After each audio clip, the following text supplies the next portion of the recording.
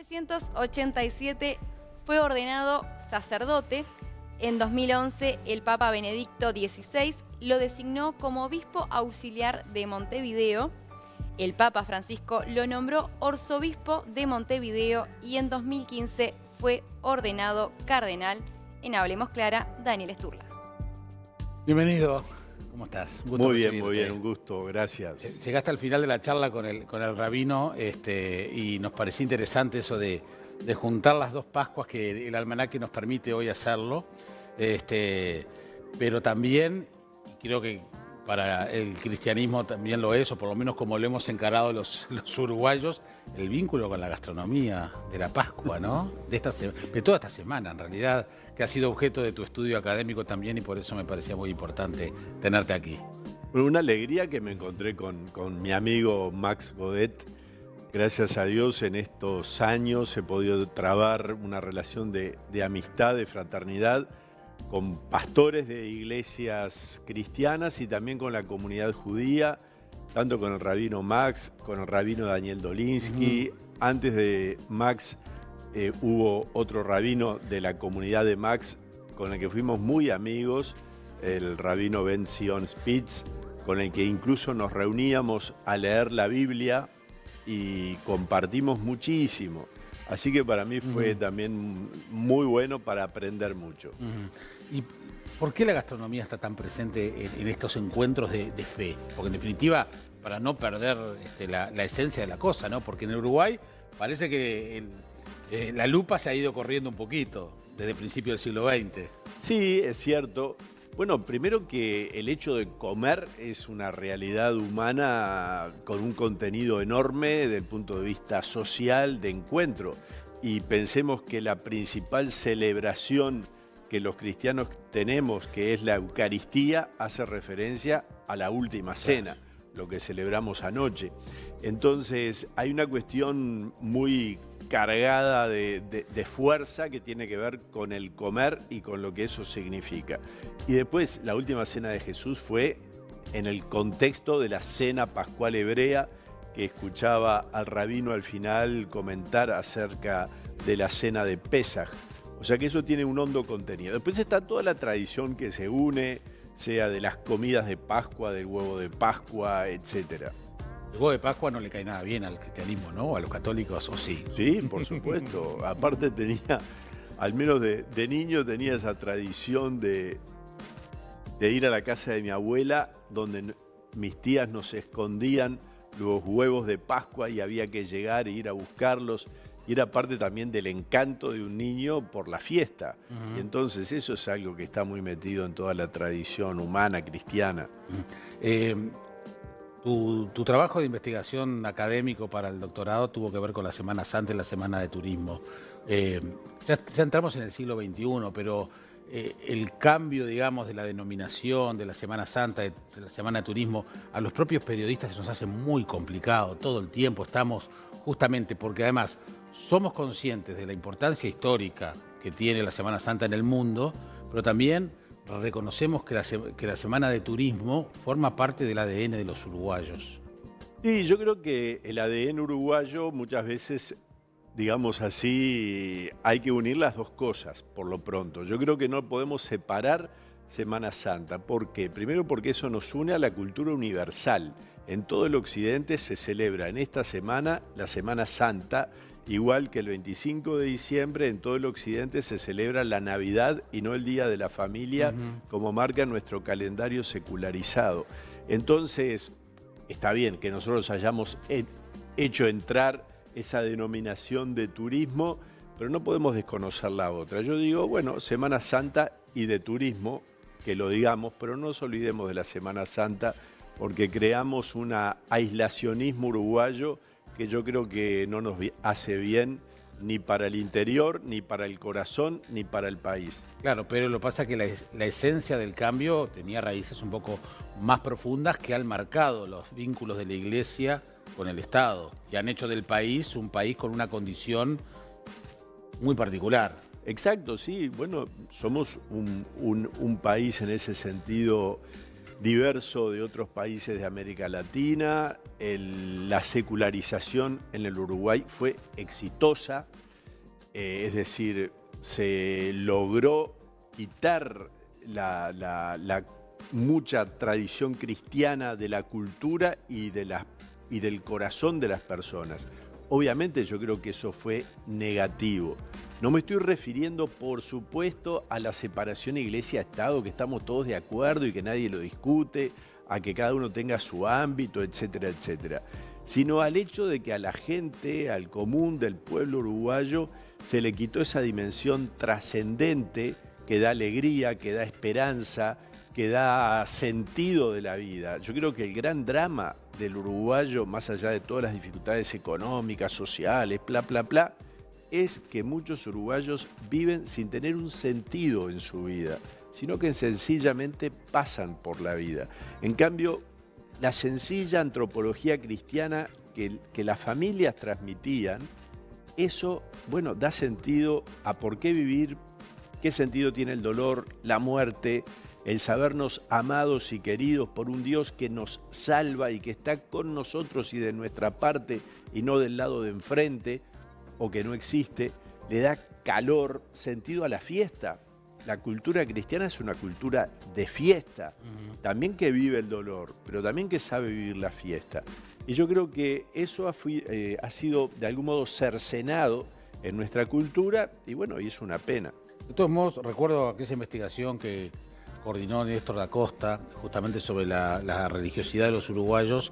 Si bien el vínculo con la Iglesia Católica, digamos, si bien es mayoritario y hay una cantidad importante de uruguayos que se manifiestan como católicos, de todos modos, aún mayor, y creo que era cerca del 80%, manifiesta su fe. O sea, hay fe, hay interés, o por lo menos acercamiento a algo trascendente. Que podrá ser el cristianismo o no, pero hay allí algo. Sí, si bien los números son relativos, digamos así, se dice que hay un 80% de uruguayos que creen en Dios. Exacto. Dentro de ese, digamos, en los porcentajes también se habla de un 40% de católicos, un 10%, 12% de evangélicos, y lo que crece en el Uruguay es lo que llamamos el creyente sin iglesia, es decir, creo en Dios, algo tiene que haber, pero no me adscribo a ninguna religión. Después hay una minoría judía, pero que tiene mucha fuerza sin duda, y después hay pequeños grupos, sube también los grupos ligados a la Umbanda, etcétera, pero no pasan de ser un 3-4% según tengo entendido. A veces le preguntamos a los sacerdotes, y lo hemos hablado muchas veces en la radio también, sobre esa preocupación por los fieles que se pierden o cómo integrar o acercar a la gente a la Iglesia Católica. Y a veces me hace un poco de ruido esa reflexión porque da la sensación que esto es una suerte de marketing para ver quién consigue más adeptos. Y es una cosa un poquito más profunda que eso. Por supuesto, porque el tema fundamental es que justamente de la raíz judía de la que venimos, porque Jesús era judío, sus apóstoles eran judíos, el cristianismo significó la apertura universal. Jesucristo dice al final en el Evangelio, vayan a todo el mundo, prediquen el Evangelio, anuncien a todos la salvación. En cambio, la tradición judía está ligada a una raza, a un pueblo, el pueblo elegido. Entonces, esta apertura universal que Jesucristo dio a la religión del Dios de Israel, del cual Él se decía el Hijo, esta apertura universal lleva a que el cristianismo está destinado a todos.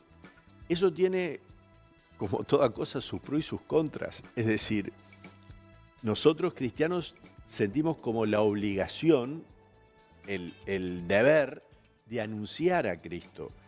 De anunciar porque creemos que en Él está la salvación. Es como si yo hubiera tenido la vacuna del COVID y me la guardara solo para unos poquitos. No, la vacuna es para todo el mundo.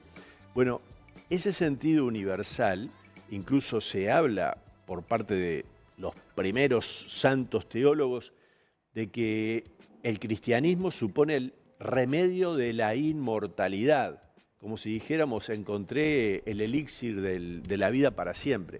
Bien, entonces eso es para todos. Entonces ahí el cristianismo siente un deber que está en su ADN de convocar. Ahora después, bueno, está en la libertad de cada uno el aceptar o no ese llamado. Cardenal, la Iglesia ha tenido que también, en todo esto que estamos hablando, de generar y fortalecer el vínculo con la sociedad, con los fieles y con los que pueden estar cerca, pero no están, digamos, participando de la vida de la Iglesia, ha tenido que a veces que ayornar o reflexionar sobre algunos temas. Estoy pensando en temas como la homosexualidad, el matrimonio igualitario, si bien desde la firmeza de unos postulados muy claros, ir adecuándose a determinados tiempos. Pero también la agenda pública hoy está poniendo a la Iglesia en la encrucijada. Estoy pensando en temas que están muy presentes, en el de la eutanasia, por ejemplo, que hoy se está discutiendo en el Parlamento. Y ahí como que, y lo he escuchado en declaraciones, ser muy firme vinculado a postulados que son esenciales, ¿no? De estar en contra, por ejemplo, de la eutanasia, como en su momento también se plantearon vinculados al tema del proyecto del aborto, que en su momento se terminó aprobando, de regularización de interrupción del embarazo. Es decir, si bien se trata de avanzar y acompasar el paso del tiempo, adentrado al siglo XXI, pero hay momentos en que aparecen temas que vuelven a la esencia. Yo creo que sí, porque la Iglesia se actualiza no en la medida en que, digamos así, se hace simpática al pensamiento del mundo común, sino en la medida en que es más fiel al Evangelio de Jesucristo. Pensemos en los santos, ¿no? San Francisco de Asís en el siglo XIII, ¿cuál fue su ayornarse? Vivir según el Santo Evangelio. ¿Qué es lo que hizo Madre Teresa de Calcuta hace 30, 40 años? Bueno, llevar hasta el extremo ese amor a los pobres que se desprende del Evangelio. Entre nosotros, el Padre Cacho. ¿Qué fue lo que hace el Padre Cacho viviendo el Evangelio, yéndose a vivir allí a un cantegril, como se decía en su momento, a un asentamiento? Él dijo, yo vengo a encontrarme a Dios aquí porque sé que Dios vive en este lugar. Es decir, la adaptación de la Iglesia siempre es volver a la fuente, volver a Jesucristo, volver al Evangelio y tratar de encarnarlo en la realidad del momento. Eso es lo esencial. Y entonces, la defensa de la vida humana, desde su concepción hasta su muerte natural, que suele ser la defensa de los más débiles, el niño por nacer o la persona que está en una situación de fragilidad por enfermedad, es parte de la esencia del cristianismo y eso lo hacemos y ahí no hay otra actualización que tratar de ser fiel a Jesucristo. Y cuando aparecen estos temas en la agenda pública como la eutanasia, se firme con... Por supuesto, porque nosotros... Obviamente después cada país tiene su realidad. Yo primero creo que es inoportuno en este momento traer un tema de división al Uruguay cuando lo que tendríamos que intentar hacer es decir, a ver, estemos unidos, tenemos una cantidad de problemáticas sociales, económicas que atender, vale la pena este tema que crea fricción, que toca elementos fundamentales. Por lo pronto, no lo aprobemos así, sin más, porque hay que pensarlo. Hay que pensar no solamente en, lo digo con respeto, pero también para ser claro, en el eslogan que la gente no sufra. Nadie quiere que sufra nadie. Es decir, y para ello están los cuidados paliativos, está el acompañamiento, está el amor, está la cercanía. Pero, ¿dónde está el punto? En que nosotros decimos, la vida humana es sagrada, es un don de Dios para los que tenemos fe, pero aún para el que no tiene fe, la vida humana es lo que tiene, es su vivencia. Después, para el que no tiene fe, será la nada. Bueno, que suscite amor, compasión.